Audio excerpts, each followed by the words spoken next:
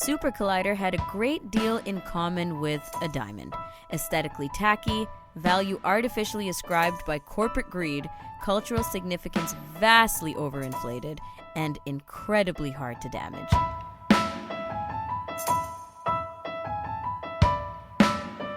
Welcome to AMI Audiobook Review, the weekly podcast where we chat all things audiobooks, and I'm your host, Ramya Amuddin. The quote of the week is by Natalie Zena Walshutz from the book Hench, and this is the book of the month for Kelly and Ramya, and we have been getting some interesting and contrasting reviews from friends.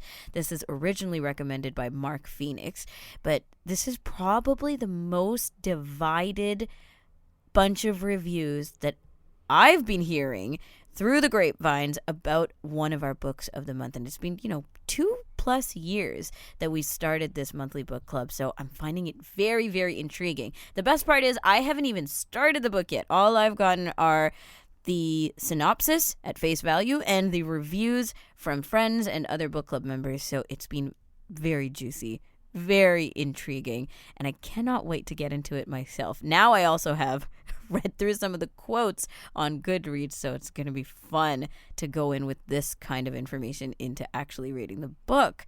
I don't know if it's a good thing or bad thing. I'll let you know after I finish the book. Let's get into the CELA homepage. Every week we take a look at the Center for Equitable Library Access, where we give you the list of featured titles on the homepage, and the 3 that are up there now are Queen Charlotte by Julia Quinn. This is a historical romance. We also have Page Boy by Elliot Page, and this is an LGBTQ plus biography. And the last one up there is Snow Road Station by Elizabeth Hay, and this is a family stories. Nisreen, jumping quickly over to you for some book news. Yeah, so it's important to find engaging and beneficial ways for kids to have fun rather than relying solely on TV, junk food, or video games. According to a good e-reader, excessive screen time can be harmful to their eyes and their overall development. Audible is recommending you to encourage your children to get into the world of audiobooks, podcasts, and audio series. It can give your children the opportunity to explore on their imagination. So my thought process here was, yeah, of course, that would be great.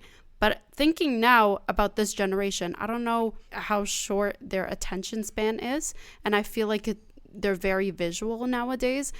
But I think it would maybe depend on how they grow up. So if you get them into audiobooks when they're babies, just have them in the background, maybe that would be different. What do you think? I mean, attention span, definitely an issue. Also, engagement and stimulation on these different levels. You talked about visual, time, pacing, 3-dimensional, and all of these things we didn't necessarily have to think about because we were getting that engagement in other ways. We'd go outside to play with our friends or whatever, have actual family time, whereas all of that has changed. And we're getting so much of that 2-dimensionally through screens. So yeah, you're right. It poses a lot of questions and challenges to address. But I'm curious about the question altogether. Thanks for it, Niz. Cheers. We'll be back with Meagan Gillmore as we check out one of her favorite children's authors of all times. And we got pause or play for you this week.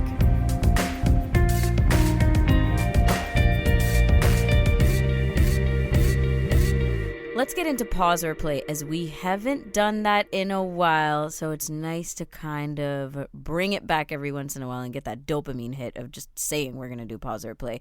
But seriously, so we glanced over a few books from the CELA homepage under the featured titles section right on their homepage at celalibrary.ca, and now we're going to hit pause or play on one of these listens. Snow Road Station was the final one on that list by Elizabeth Hay. It's a family stories, amongst other things that it's categorized under for genre and vibe. But let's find out what it's about. Here's the synopsis. In the winter of 2008, as snow falls without interruption, an actor in a Beckett play blanks on her lines.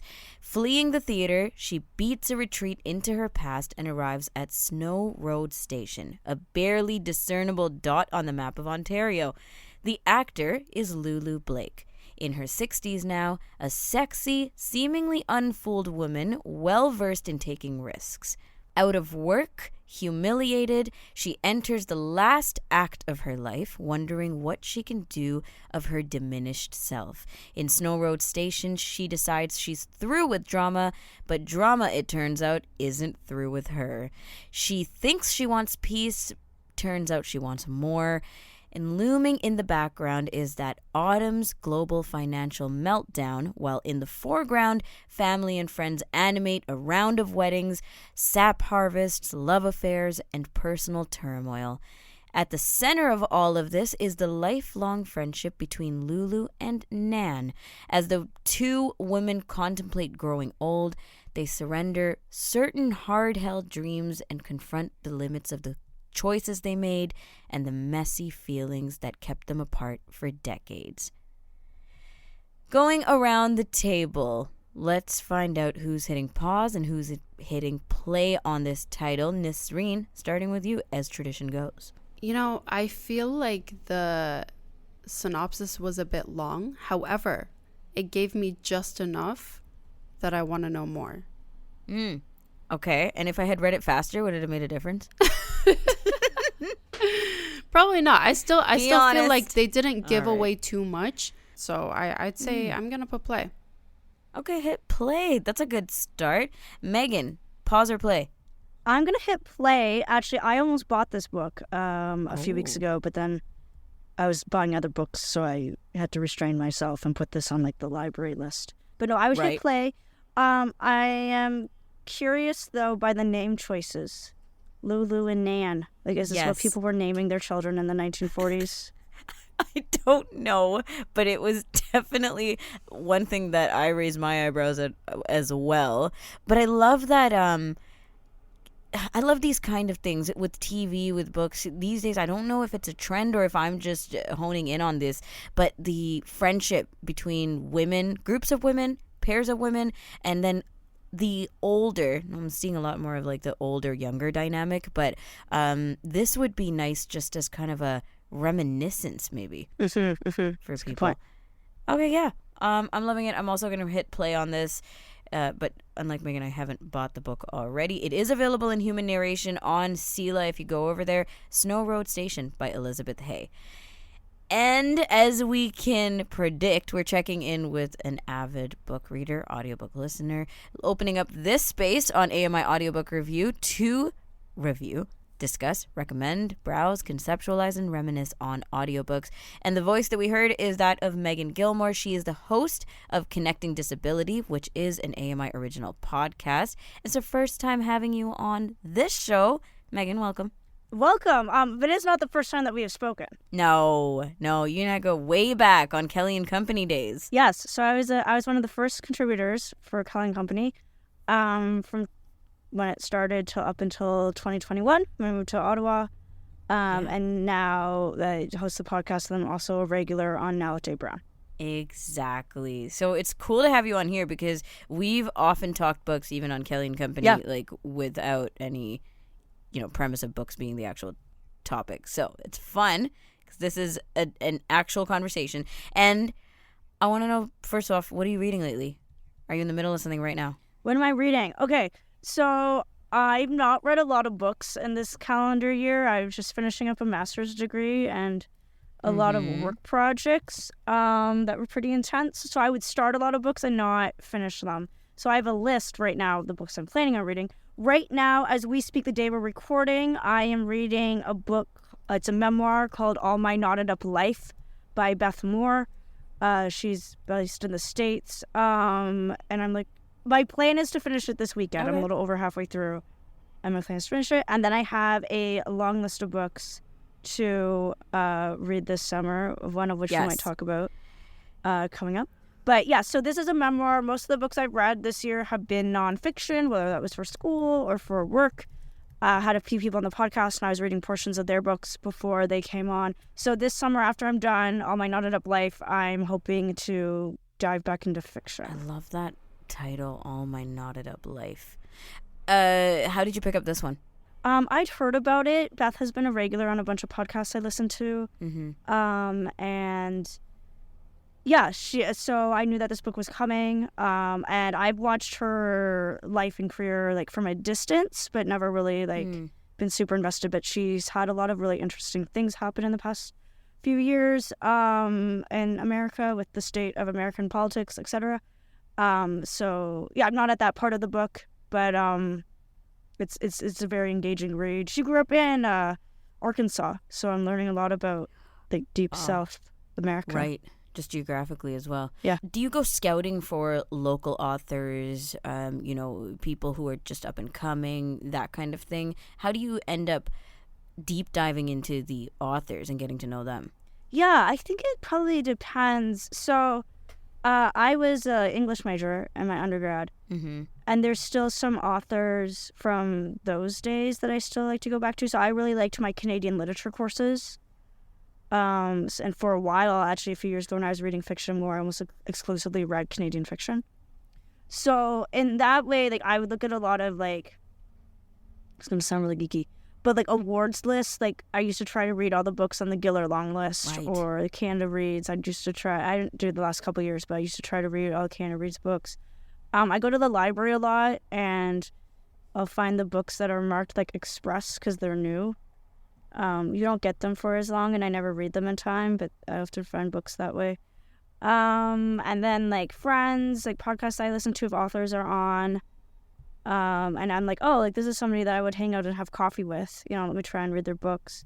Speaking of local authors, friends of mine just mentioned, I forget the name of the author, but there's a mystery series that's set in Ottawa, where I live, and each book so far in the series is set in a specific neighborhood. And there's one that was set in my neighborhood. Oh, yes. That's intriguing. So I'm very excited to read those sometime soon. So yeah, things like that, yeah. So exactly. So I get that you go through the award winners and also, but I really like hearing about how you pick up things just because it's locally interesting or because it came across your, something else. And then you're like, oh, this sounds like something that I could be into. It's just a love for literacy, I guess. Yeah. And if it's a topic I'm interested in, or sometimes if it's the author, like if I know them. So, for example, a few months ago on my podcast, Connecting Disability, we had Ben Matlin on, who's a writer out of California, I believe, who writes on disability stuff. And he had a book come out last year. And I was walking through the library, and it caught my eye because the cover is very bright colors. And then I saw it was him, and I stopped in my tracks and was like, I should get this book out.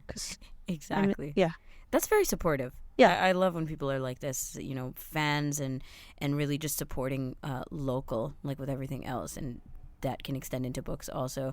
Is there a genre or a kind of book or something that you find difficult to get into or challenging that you're like, hey, I want to be able to pick up something like this? Yeah. So I don't do fantasy. I don't do sci-fi. Never? Not never. I just do it rarely. Okay. And once I was in a book club a few years ago when I was back in Toronto, and we read a book that's title escaping me now, but it was I think like at least 500 pages, and it was a fantasy novel. And I actually read the whole thing, and I'm very proud of myself. Yep. But it was definitely one of those books that at the beginning of it had not only the list of characters and how they're all related to each other, but a map of these worlds. The world building, yes. Yeah, maps are not my friend. We've never gotten along. We don't get along. Okay. For some visual reasons. But I actually looked at the map at different points. I did try to give myself a geographical picture. I do really appreciate the world building that goes into fantasy. Sure. And the fact that you are creating something out of nothing, and the backstories of all these people. I just find that really, really fascinating. So that is one genre I wish I could do more, just because people get really excited when they talk about it, and they're like, do you want to talk about my obscure fantasy title? And I'm like, heck no. But so do you feel like you went deep dive though, deep ended it when you could have maybe started with something little less? Yeah, I probably could have, but it was the book that was chosen for book club, so I had to do it. And I read it in a few days because I always procrastinated on my book club reading. And I sat down. So it was a very intense ride. It was a very intense read. It was a good read. I think some books actually work better. Sure. You read it quickly. I think other books. Yeah, like a 48-hour binge. Yeah. Mm-hmm. Yeah, I think some books work better that way. Other books totally you can take agree. your time. But if you're I don't know what fantasy is, and then you jump into a 48-hour, you're like, whew. Yeah. Now I got a real impression of what fantasy could be. Exactly. Okay, so going back to authors, though, I really had to slip that question in because, you have such a love for books. I'm like, what would be hard for her? Yeah. What, you have a favorite author? This has come up before multiple times on Kelly and Company back in the day. I'm sure you've brought it up on Now with Dave Brown. You have a favorite author, Jean Little. Your favorite children's author. Is it your favorite children's author? Your favorite author? Is it a nostalgia thing? Tell us more. Yeah. So Jean Little was my favorite children's author. Overall, I remember there were some of her books that I was like, I don't know if I love this book, but I would still read it because I was very loyal to her. I would say children's author, and she's just in a separate category to me because of the relationship I ended up having with her books. So Jean Little, most people, if you know of her, you'll know is she passed away in 2020. Yes, 2020. Maybe.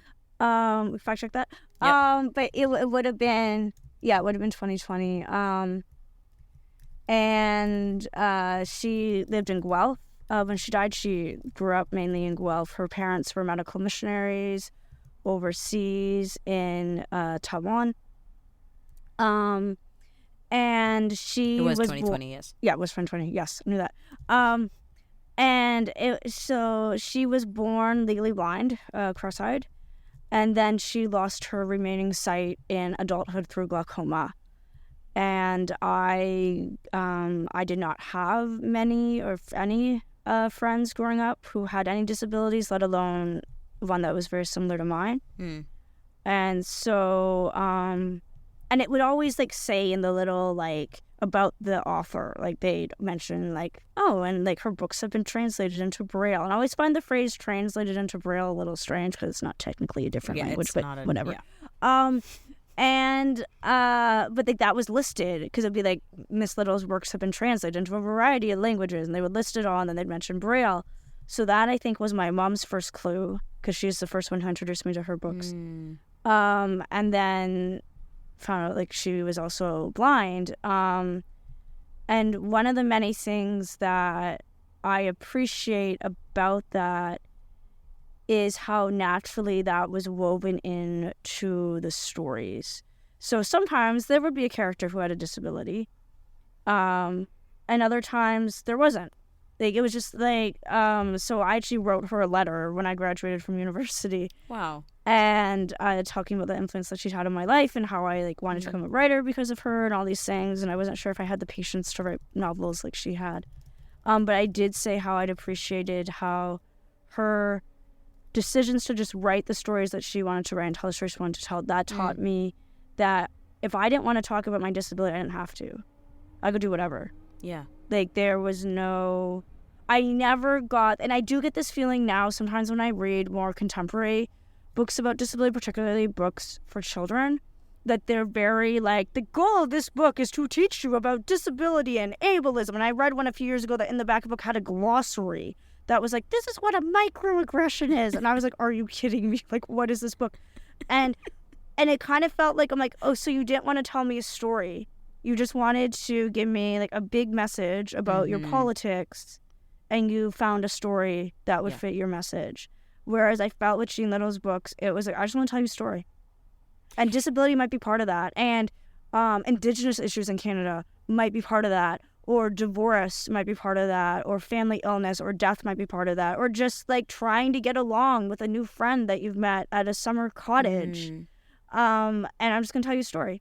And all these other things might be part of it, but I'm not necessarily trying to preach at you about disability inclusion, even though that was something that was obviously very important to her. Or any other kind of marginalization. Yeah, exactly. It was just more hey, we're going to tell a story, and we're all going to gather around this story and share this moment together, which I think I do really wish that more people, when they're writing about things like this, would take that approach, just tell people a story. Of course, stories are the way we connect. We know this. And anything beyond that, like you said, you put your politics into it, you put that educational approach into it, and honestly, we start to put up our defenses. Whatever defenses we already had existing that we were potentially going to take down, we lose various aspects of that and potential to grow.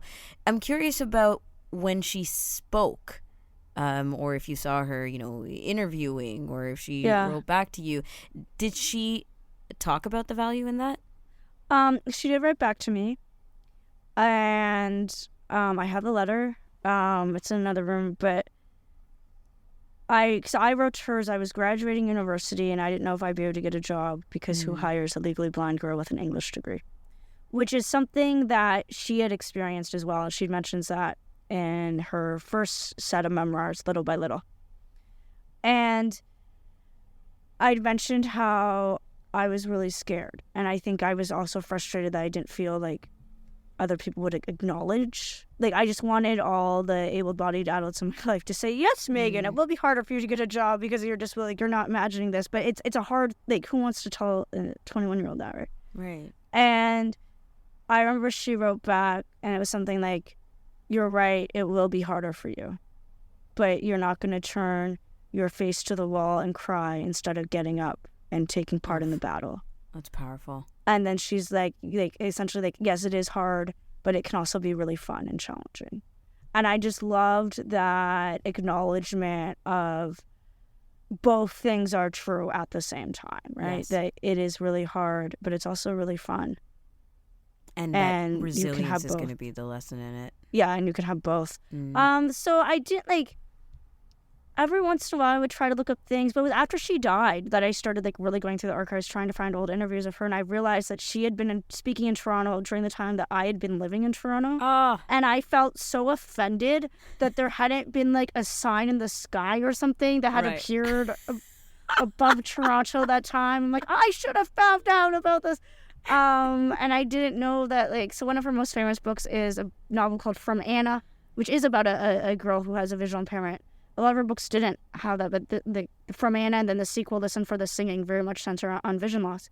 And in From Anna, one of the main plot points of that book is Anna makes a basket at school. She's in a special class for students with visual impairments at her public school, and they have to make a basket as a Christmas present, and it's like the first time that Anna really feels like she's good at something, and that was very much based on an experience that Jean had as a child. Anyways, the basket that, like, inspired that or something is, like, in one of the branches of the Toronto Public Library. And I did not know this. Yes. And I was like, how did no one tell me this? Like, there should be, like, a note that comes out to people. So yeah, and Jean Little was actually, she was actually really important in the development of Canadian children's literature as a separate genre, and that Canada actually has had a lot of, like, giants of children's literature, a lot of them from her generation. So Catherine Patterson and, like, Kit Pearson and things like that. So she was actually, like, really involved in just the beginnings of some organizing for associations for children's authors and illustrators, and she admits in some of her memoirs that she didn't think that it would really, like, go anywhere, and she's like, good thing they didn't listen to me.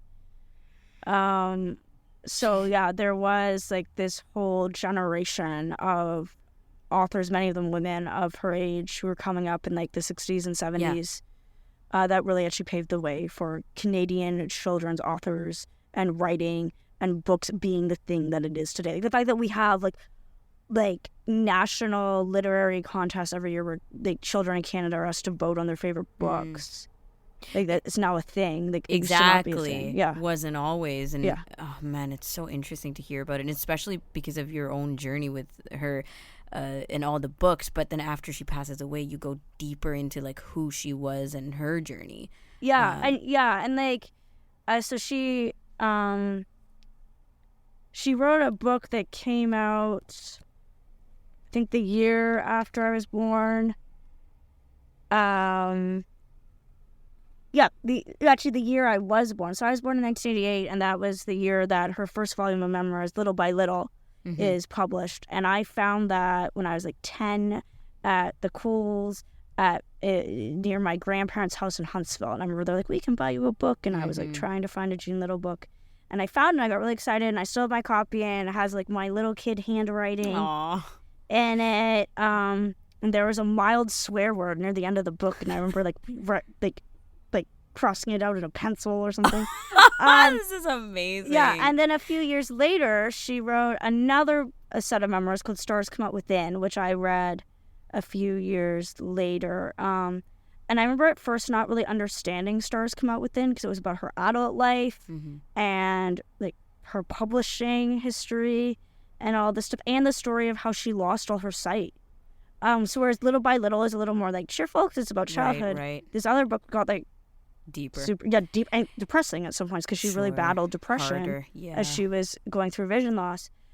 But I still read it, and it introduced me to Emily Dickinson, the late poet, so that was very good. But then when I got older and I was becoming a published author, right, and journalism is different, but still like learning to work with editors.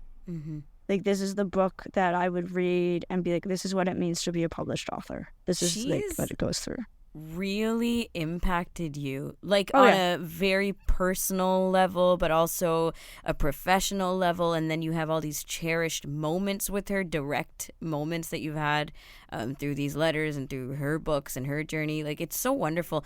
Meagan, we have to wrap here, but I really hope you'll come back because we didn't get to anything else we wanted to talk about. I've been so fascinated listening to you. Yeah, sorry. Speak of Jean. We didn't get to anything else. We're not allowed to apologize on the show because we just never have enough time. Okay. To talk about everything that we wanted with books. Thank you for joining us. No problem. Thanks for having me. Meagan Gillmore is the host of Connecting Disability on AMI, which is a podcast. You can check it out on your favorite podcast platform, where Meagan and her guests talk about experiences with disability and how that connects each other, all of us, to society. I'm Ramia Ahmedin, host of AMI Audiobook Review with technical producer Nasreen Abdel-Majid.